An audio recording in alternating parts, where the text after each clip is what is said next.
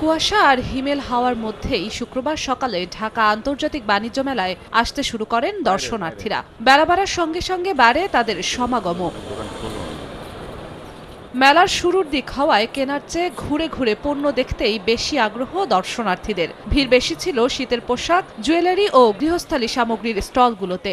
আমাদের দেশীয় পণ্যগুলো একটু পরিচিতি লাভ করুক। আমি মেলা থেকে দূরবীন কিনেছি। এই পরিমাণ কাস্টমার আশা করছি ঢাকা ইন্টারন্যাশনাল ট্রেড ফেয়ার উপলক্ষে সেই পরিমাণ কাস্টমার আমাদের এখানে নেই। মেলার পজিশনটা আজকে থেকে বোঝা যাবে যে বেচা বিক্রি কোন পর্যায়ে। দেশি বিদেশি ক্রেতাদের আকৃষ্ট করতে নানা ছাড়ে পণ্যের পসরা সাজিয়েছে স্টলগুলো। প্রতি বছরের ন্যায় এবার 20% ডিসকাউন্ট দিচ্ছি আমরা ননস্টিকে। বেশ কিছু আমরা শেয়ার এখান থেকে সেল করব ইনশাআল্লাহ। এবারের মেলায় স্থান পেয়েছে জুলাই চত্বর, তারুণ্যের প্যাভিলিয়ন। এছাড়া অন্য আকর্ষণীয় জায়গাগুলো ঘুরে দেখতে ব্যস্ত সব বয়সী দর্শনার্থীরা। ফুল ফ্যামিলি এসেছি, মামি শাশুড়ি, তারপর হচ্ছে 2 জা, বাচ্চা কাচ্চা, হাজবেন্ড, সবাই মিলে আসলাম। খেলনা কিনবো, গাড়ি কিনবো, বেলুন কিনবো, অনেক কিছু কিনবো।